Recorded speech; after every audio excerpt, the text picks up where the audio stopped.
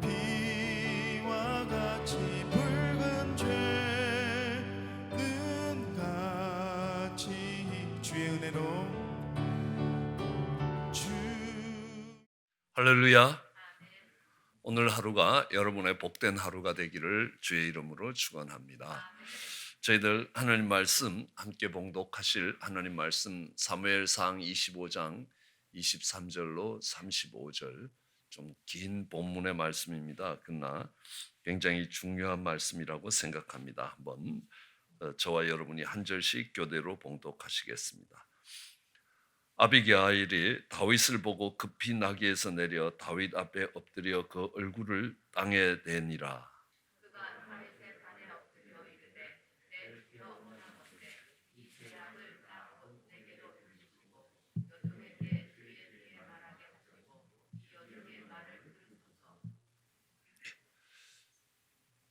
원하옵나니 내주는 이 불량한 사람 나발을 개의치 마옵소서. 그의 이름이 그에게 적당하니 그의 이름이 나발이라. 그는 미련한 자니라. 여종은 내 주께서 보내신 소년들을 보지 못하였나이다.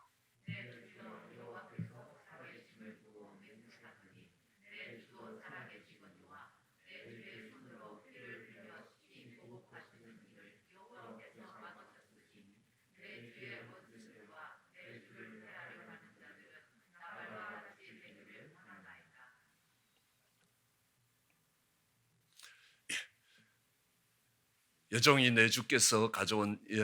내 주께 가져온 이 예물을 내주는 따르는 이 소년들에게 주게 하시고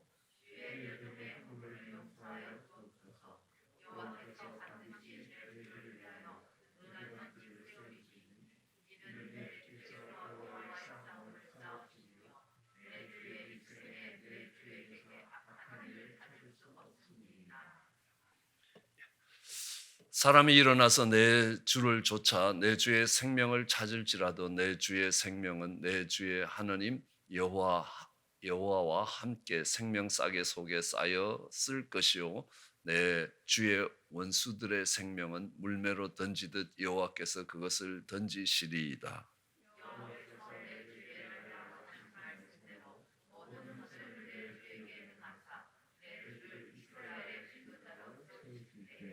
내 주께서 무죄한 피를 흘리셨다든지 내 주께서 친히 보수하셨다든지 함을 인하여 슬퍼하실 것도 없고 내 주의 마음에 걸리는 것도 없으시리니 다만 여호와께서 내 주를 후대하신 때에 원컨대 내 주의 여종을 생각하소서.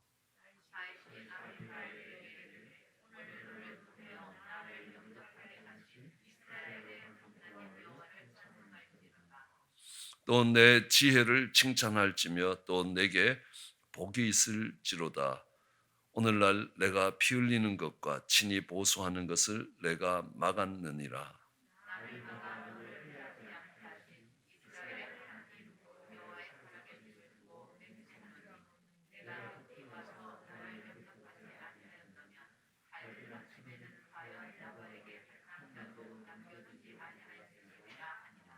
함께 봉독하시겠습니다.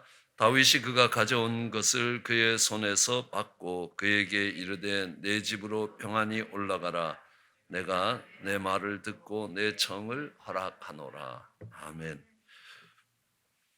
우리나라 속담에도 말 한마디에 천냥빚을 갚는다라는 말이 있습니다. 예. 언젠가 상해에 가서 이 대화법을 오랫동안 세미나로 12시간을 강의한 적이 있습니다. 우리 집사님들이 가셔서 같이 간증도 하고요. 근데 그 다음날 오셔서 어느 노 권사님이 목사님, 이거 진짜 잘 워킹을 합니다. 진짜 효험이 있습니다. 라고 이야기해요. 어젯밤에 우리 딸이 늦게 들어오길래 대화법에서 배운 대로 했더니만 맛있던 술 엎어놓고 얼른 집으로 들어오더라는 겁니다. 그러니까 옛날 같으면 야 이년아 지금이 몇 시인데 아직도 술 마시고 있냐 이랬는데 야, 내가 네가 너무 걱정된다 이런 식으로 이제 그러니까 저희한테 배운 아이 메시지를 정확하게 해서 해봤더니만 그냥 그 딸이 그냥 집으로 들어오더라고. 이렇게 달라질 수 있냐고. 예, 이 대화법이 바뀌니까 상해 말고 이 북경에서는요, 목사님, 우리 아들이요, 저보고 바뀌었다 그래요. 뭐 약 먹었냐 그렇게 이야기를 하더라는 겁니다. 며칠 사이에 그런 놀라운 은혜를 받은 적이 있습니다. 저도 이 대화법도 그렇고 대화법을 통해서 지금 제가 신학교에서 지금 가르치고 있는 게 Ministry Finance and Strategic Planning, 그러니까 어떻게 교회 사역에 재정을 공급할 거고 또 그 재정을 어떻게 전략적으로 잘 사용할 수 있는가라는 것들에 대해서 가르치고 있습니다. 이걸 가르치게 된 계기는 언젠가 LA에 가서 일을 하다가 너무 늦어서 늦은 점심을 먹었습니다. 한 2시쯤으로 기억이 되는데요. 그리고 나오는데 아니 그 앞에서 홈리스 한 사람이 이 거지가 선생님 저는 아직 점심을 못 먹었습니다 그러는 겁니다.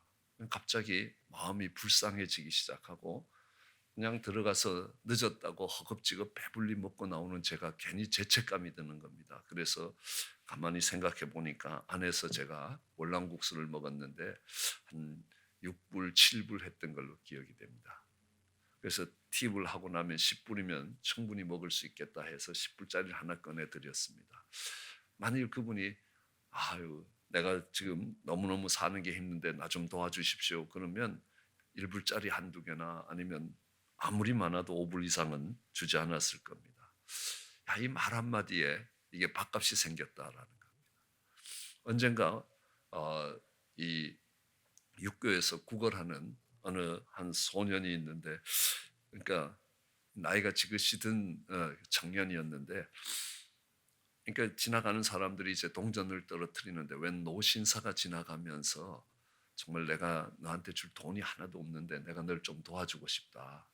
그러니까 그러면서 그 편말 앞에 뒤집어서 다른 글을 썼습니다. 그게 뭐냐면 편말에 뭐라고 써 있냐면 I'm a blind man, mercy on me. 나는 앞을 못 보는 소경입니다. 나 좀 도와주십시오.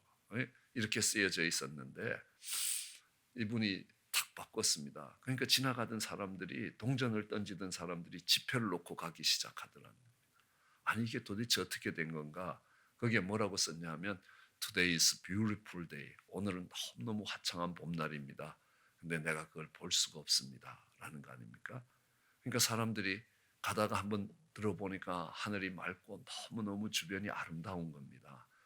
근데 야, 이 사람 이걸 못 보는구나 라고 하니까 지폐를 놓고 가더라는 겁니다. 야, 말 한마디에 이게 완전히 달라지는 것들을 봅니다. 그뿐이 아닙니다.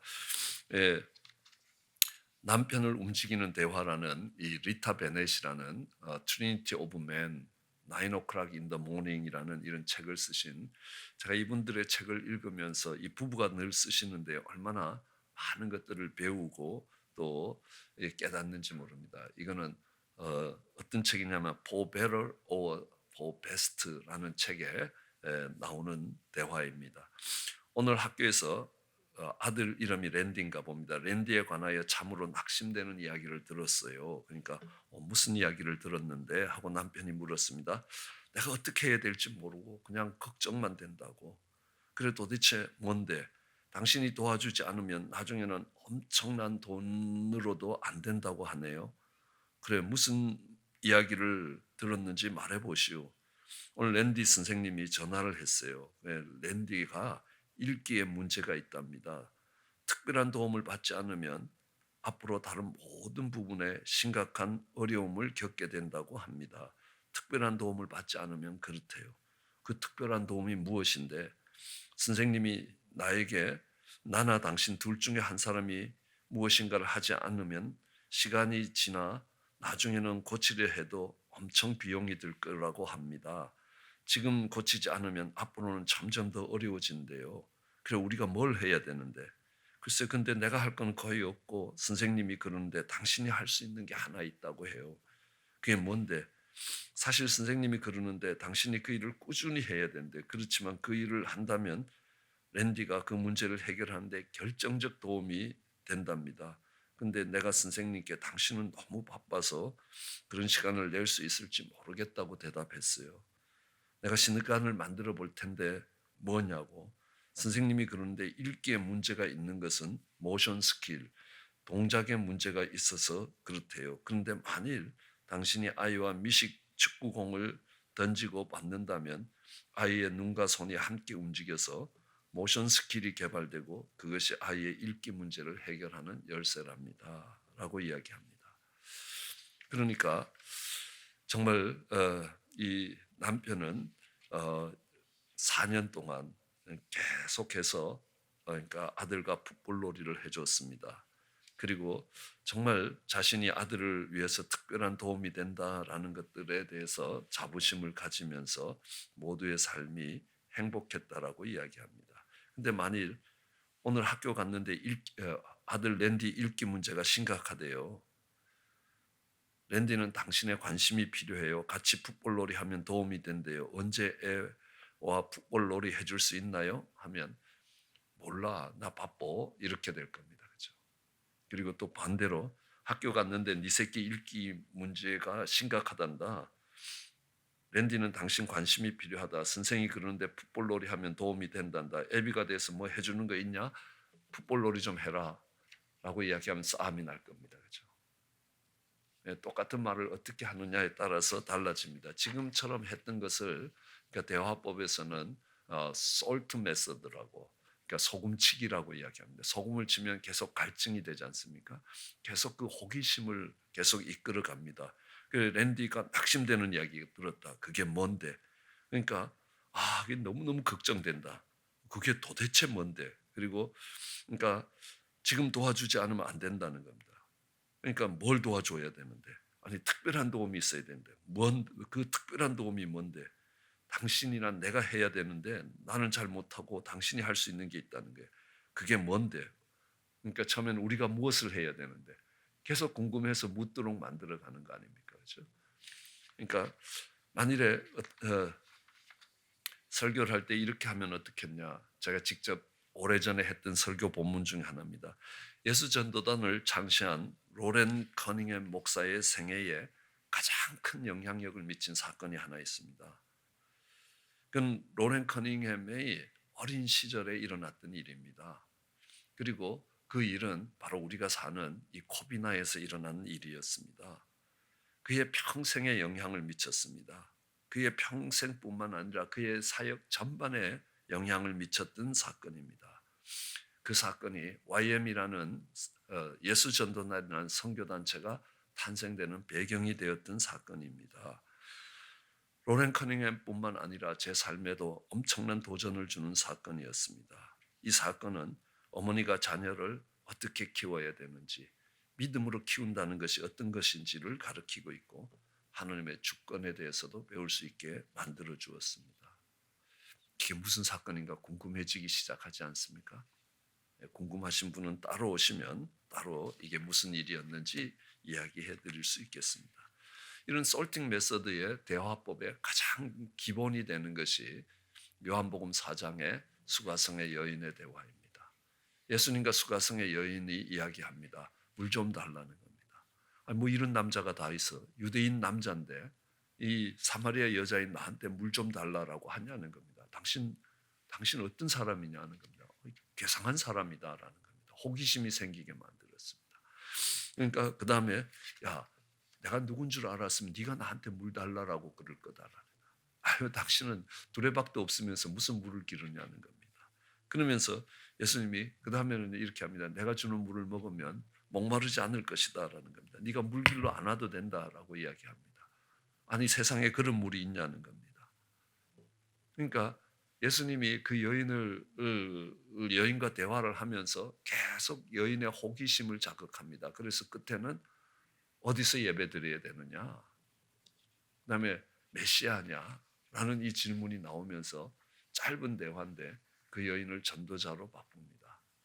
플로에 가면 우드벨이라는 교수님이 있습니다. 미국에서 모슬렘에 대해서는 최고의 전문가라고 인정을 받는 분입니다. 그래서 역대 미국 대통령의 모슬렘권에 대한 자문위원으로 정말 이 모슬렘권 선교 정치를 정책을 입안할 때 꼭 이분에게 물어보고 할 만큼 모슬렘에 대해서 잘 아는 이 우드베리 교수님이 바로 이 요한복음 4장을 갖고 모슬렘 선교는 이렇게 해가야 됩니다라는 것들을 이야기합니다. 그게 하느님의 손, Hand of God이라는 논문으로 발표됐는데 제가 30년 동안 이 신앙에 관한 논문을 읽으면서 가장 탁월한 논문이라고 생각해서 수백 부, 수천 부를 카피해서 정말 많은 목사님들에게 나눠드렸던 논문입니다. 이렇게 말 한마디에 있어서 말을 하는 방식에 따라서 달라집니다. 이제 첫 번째 이렇게 저희가 배웠던 거는 솔팅 메서드. 그러니까 저 사람이 나한테 이 내용에 대해서 묻도록 만들어 주는 겁니다. 내가 열정을 갖고 설명을 하면 하는 만큼 도망갈 거라는 겁니다. 예. 그다음에 오늘 이 아비가일의 말은요. 나발의 아내였던 아비가일과 다윗 사이의 대화입니다. 예. 미련한 남편 나발을 위하여 대신 변론을 합니다. 그래서 이 오늘 읽은 본문을 로비의 교과서라고 이야기합니다. 로비스트들이 어떻게 로비를 해야 되는가? 예, 미련한 나발의 로비스트로 이 아비가일이 있어서 다윗에게 정말 이렇게 어떤 부탁을 하고 있는 거 아니냐는 겁니다. 그래서 로비스트들의 교과서라고 이야기하고 모든 인간관계의 갈등을 해소시킬 때 어떻게 해야 되느냐라는 것들을 여기서 배울 수 있다라고 말하고 있습니다. 예, 아비가일의 짧은 몇 마디는 한 가정의 운명을 바꾸었습니다. 남편과 자녀들의 생명을 지킬 수 있었고요. 한 국가의 지도자로 하여금 바른 길을 갈 수 있도록 지혜롭게 권면하는 말이 되었습니다. 그리고 자신의 인생을 새롭게 개척하는 말이 되었습니다. 이 뒤에 하나님이 나발을 치시니 나발이 죽었더라라고 기록하고 있습니다. 어떻게 죽었는지는 자세한 내용은 알 수 없지만 하나님이 치셨다라고 이렇게 이야기합니다. 그래서 이 나발이 죽고 난 뒤에 보통 이스라엘은 1년이 되도록 여자들이 재혼을 하지 않습니다. 근데 1년이 채 되기도 전에 다윗이 가서 나랑 결혼해달라고 이 아비가일에게 부탁을 하고 아비가일은 다윗의 아내가 되었던 것들을 기억합니다. 만일에 오늘 우리가 읽었던 본문 대신에 아비가일이 대장부가 그깟 일 하나 갖고 칼을 뽑으면 됩니까? 어리석은 인생이 당신을 섭섭하게 했다고 해서 그를 죽이려 하는 것이 신앙인으로 할 일이냐는 겁니다. 당신이 하는 일은 잘못됐습니다. 나발 대신에 내가 여기 먹을 것 갖고 왔으니 먹고 마음 푸십시오. 이랬으면요 다윗은 가던 길을 계속 갔고 나발의 온 집의 남자들은 다 죽었을 것이라는 겁니다. 이 아비가일의 이 말들을 돌아가셔서 한 번 더 묵상해 보면요, 우선 상대방을 비판하기 전에 자신의 실수를 인정했다는 겁니다. 다윗의 발 앞에 엎드려 이 죄악을 곧 내게 돌리시고 여정의 길로 말하게 하시옵소서.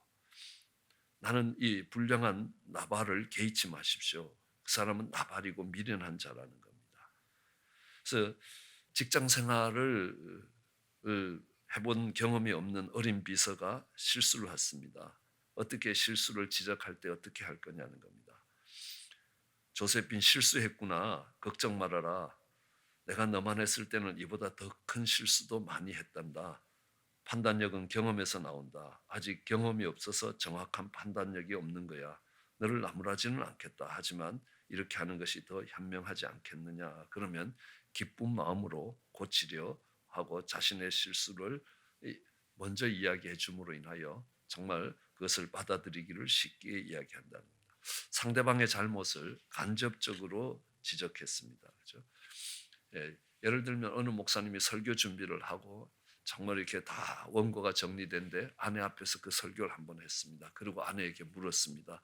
설교가 어떠냐고. 그럼 아내가 그 답답한 설교를 어떻게 평가해야 됩니까? 예. 언젠가 주일에 3번 설교를 마치고 어느 목사님이 집에 가서 이제 좀 쉬려고 하는데 아내가 소파에서 늘어지게 이제 누워 있습니다. 잠깐 일어나 보라고, 나 좀 쉬자. 그러니까 내가 오늘 설교를 3번 하느라고 너무 힘들다. 그랬더니 아내가 뭐라 그러겠습니까? 당신 설교 3번 하는 것도 힘들지만 그 말도 안 되는 설교 3번 듣는 나는 더 힘들다라고 이야기를 하는 거예요. 그러니까 여기에 이분은 그렇게 이야기하지 않습니다. 뭐라고 이야기하냐면 여보 노스 아메리카 리뷰에 발표할 수 있을 만큼 훌륭한 설교문이군요. 이렇게 이야기합니다. 그죠? 예, 이게 어디 설교냐? 이게 논문이다 논문. 그러니까 답답하고 재미없고 짜증나다 이런 말입니다. 여보 형편없다. 백과사전 읽는 거나 뭐가 다르냐. 결코 사람을 감동시킬 수 없을 거야. 감동은커녕 사람이 코를 골고 자지 않으면 다행이겠다. 그렇게 오래 설교하면서 이 모양이냐? 아이고 맙소사. 평소에 말하는 투로 자연스럽게 설교할 수 없수? 그렇게 낭독하다가는 창피만 당할 거예요. 알겠수? 이러면요, 예, 남편이 열받는다라는 겁니다. 그렇죠? 예, 예, 백과사전에 실릴 만큼 훌륭한 설교다라는 겁니다. 근데 이 설교는 백과사전에 실리면 안 되는 겁니다. 사람의 마음을 감동시켜야 되는 겁니다. 예, 상대방이 시정하는 것을 쉽게 만들어 줬다는 겁니다. 그러니까 내가 이 갖고 온 이 선물을 받으라라는 겁니다. 그러면 그 선물을 받는 것이 내가 요청하는 요청을 받아들이는 걸로 된다는 겁니다. 예를 들어서 거짓말한 아이에게 너 거짓말했지? 그러면 안 했다고 분명히 오리발을 내밀 겁니다. 그러면 악착같이 증거와 모든 방법을 통해서 내가 거짓말했다는 것들을 확인받고 다시는 하면 그러니까 맴매한다라고 이야기합니다. 그러면요 이 아이는 뭐냐면 나는 거짓말하는 아이라는 그러니까 자기 인식이 돼 버리는 겁니다. 그러므로 그 아이가 망가진다는 겁니다. 그렇게 하면 안 된다는 겁니다. 하나님의 자녀가 거짓말하는 건 합당치 않다. 그러니까 올라가서 양치질하고 입을 깨끗게 하고 다시는 안 하면 좋겠다. 이러면 올라가서 양치질하는 건 뭡니까? 내가 거짓말했다는 걸 인정하는 거 아닙니까? 그렇죠? 그 자리에서 자백을 받아내는 게 아니라는 겁니다. 그것을 간접적으로 시인하게 하는 겁니다. 그리고 상대방을 인정해 주는 겁니다. 정말 다윗을 향하여 반드시 하나님께서 다윗을 위하여 든든한 집을 세울 거 아니냐는 겁니다.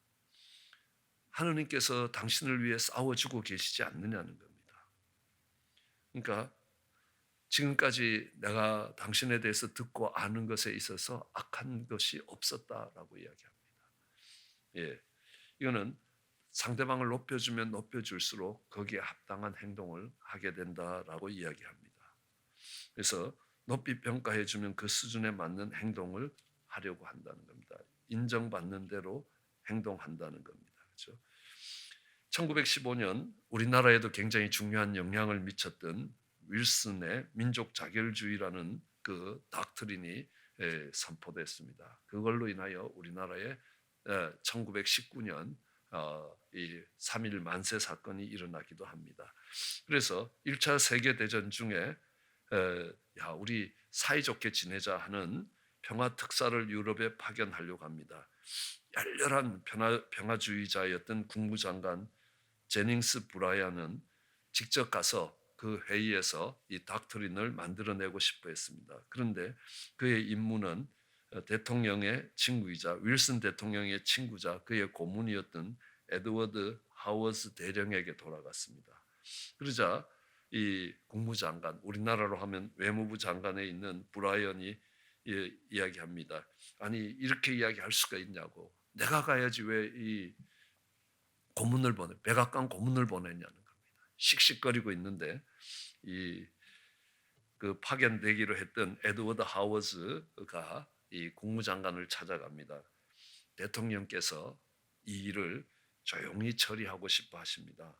브레안 당신은 너무 유명한 사람이고 또 평화주의자로 잘 알려져 있기 때문에 가면 사람들의 주목을 끌게 될 것을 걱정하십니다. 그래서 정말 이 일을 제게 맡겼습니다. 라고 이야기합니다. 그렇죠? 당신이 가면 너무 비중이 큰 사람이기 때문에 사람들이 다 당신 아젠다에 따라가 이 미국이 이런 아젠다로 이 사람을 보냈구나라는 게 들통날까봐 하나님이 정말 그런 거 전혀 없고 이름도 없고 무명인 자기를 보냈다는 겁니다. 그러니까 이 외무부 장관이 흐뭇해하면서 그래 가라 내가 열심히 도와주겠다 이렇게 해서 이 평화협정이 생겨난 것들을 알 수 있습니다. 예, 상대가 불이익을 감수하게 하려면 상대의 체면을 세워줘야 된다는 겁니다. 만일에 이 국무장관이 갔다면 세계 역사는 달라졌을 것이라는 겁니다. 그만큼 지혜로운 에드워드 하워즈가 국무장관을 설득한 것은 세계적으로 유명한 설득으로 알려져 있습니다. 그리고 상대방이 체면을 세울 수 있도록 기회를 만들어 주는 겁니다. 그렇죠? 그리고 아비가일의 지혜를 칭찬하고 복을 빌어 주도록 한다는 겁니다. 그러니까 날 위해서 기도해 달라. 그러니까 정말 당신의 시간이 오면, 당신의 때가 오면 정말 나를 생각해 달라라고 이야기합니다. 그래서 이런 말 한마디라도 지혜롭게 하면 인생이 달라지는 것들을 볼 수 있습니다. 이렇게 많은 예화들이 있는데 넘어가겠습니다. 그리고 오늘 하나는 우리가 솔팅 메서드입니다. 그리고 아비가일의 정말 이 로비스트 같은 말들입니다. 그리고 또 하나 오늘까지, 왜냐하면 내일 대화법에 대해서 맞춰야 되기 때문에 그렇습니다. 성경을 보면 성경에 제일 먼저 나오는 모든 대화들은 질문입니다.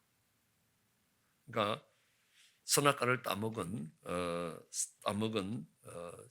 이 아담을 찾아오신 하나님이 묻습니다. 그러니까 누가 그랬니? 어디 있니? 아담아 어디 있느니? 몰라서 묻는 거 아닙니다. 벗어서 숨었습니다. 누가 너보고 벗었다 그랬냐? 내가 먹지 말라는 그 선악과를 먹었냐? 이런 이 하나님의 창조의 질서가 완전히 무너지는 그 자리에서도 하나님이 끊임없이 질문을 계속하고 있다는 겁니다. 그러니까 가인이 아벨을 죽였을 때도 여전히 질문을 하시는 걸 봅니다. 그래서 우리가 배워야 될 성경에 나오는 이 대화법에 대해서 배우기 위해서 많이 노력을 했습니다. 남미에 있는 도은미 사모님을 모셔서 대화법 컨퍼런스도 했습니다. 한국에서 제일 대화법을 잘하고 있다고 이야기하는 두상달 장로님 부부를 초청해서 교회에서 집회를 해보기도 했습니다.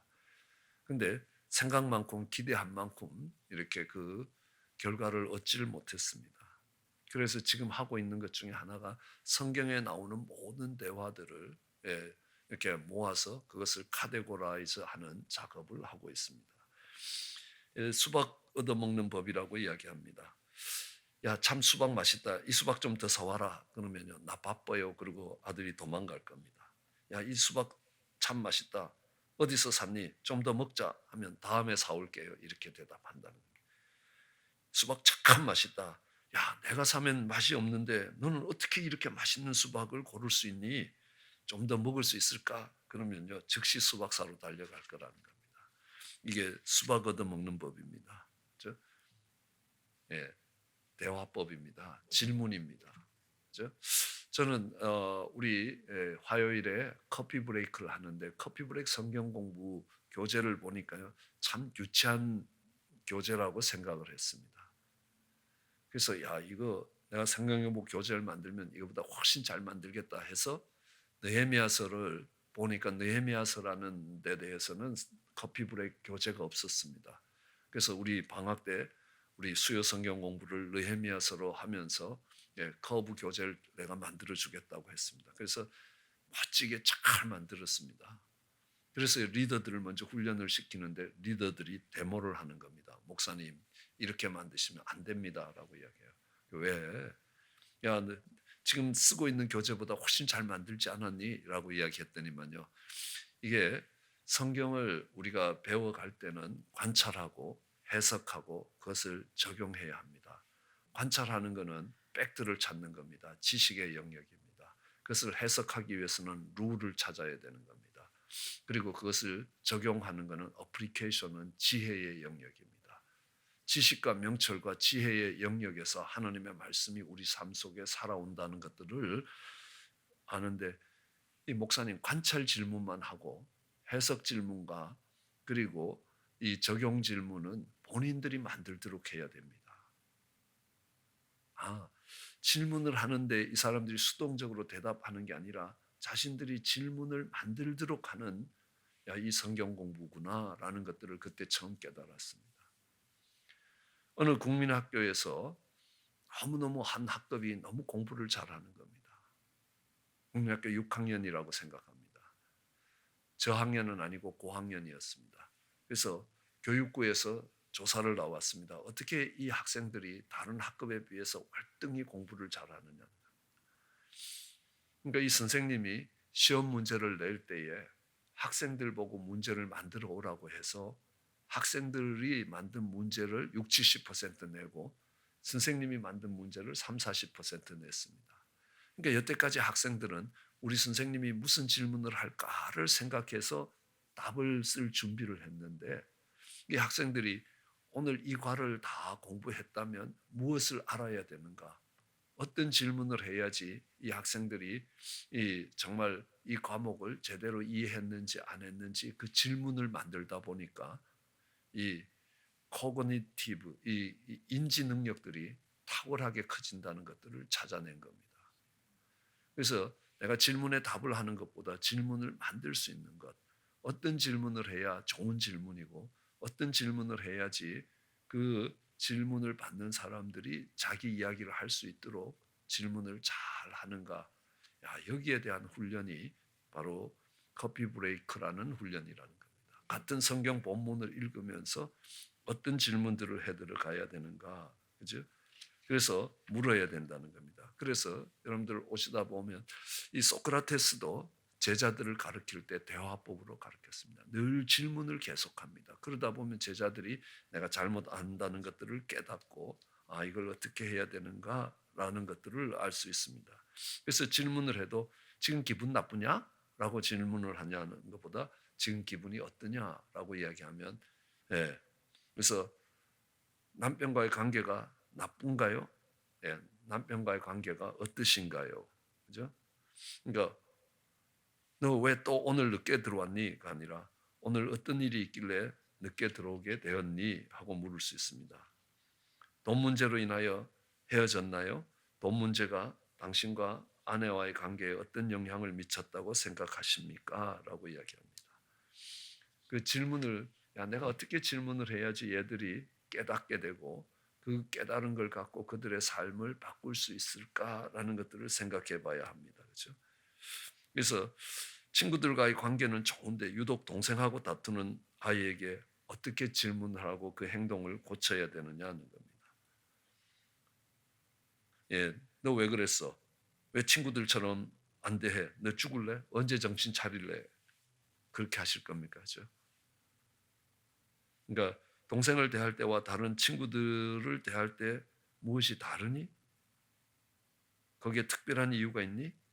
앞으로 이런 상황이 오면 어떻게 할래? 하는 식의 질문이라는 겁니다. 그래서 이 커피 브레이크에 가셔서 열심히 배우시면요. 어떻게 질문하는가라는 법을 배우게 되고 내가 우리 자녀들에게 또 나아가서 그러니까 내게 소중한 사람들에게 어떻게 다가가야 되고 어떻게 대화를 해야 되는가 배워야 될 것이라는 겁니다. 그러면 우리의 인생이 달라질 것이라는 겁니다. 말 한마디의 인생이 달라질 수 있습니다. 그런 은혜가 우리 모두에게 있기를 주의 이름으로 축원합니다. 기도하시겠습니다. 사랑과 은혜가 많으신 하느님 귀하고 복된 날 주시고 하느님 이 말 한마디에 축복과 저주와 생명과 사망이 갈라진다는 것들을 기억하게 하시고 하느님 말에 재갈을 먹일 수 있게 하여 주시옵소서. 하느님 왕의 질문에 대답하던 느헤미야가 잠깐 하느님께 기도하고 대답했던 것들을 기억합니다. 그의 말에 지혜를 주셨고 그의 말에 그의 단어 선택에도 지혜를 더하셨던 우리 하느님 동일한 은혜를 종들에게 허락하시기를 간절히 소원합니다. 감사합니다. 예수님 이름으로 기도드렸습니다. 이와 같이 붉은 죄는 같이 주의 은혜로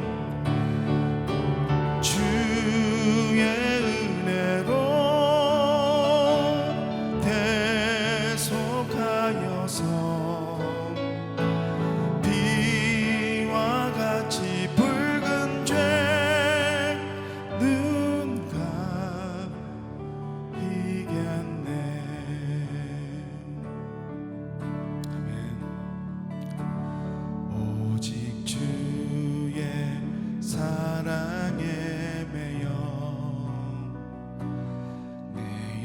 기뻐 노래합니다. 이 소망의 언덕 기쁨의 땅에서 주께 사랑 드립니다. 오직 주의 임재 안에 갇혀 내 영 기뻐 찬양하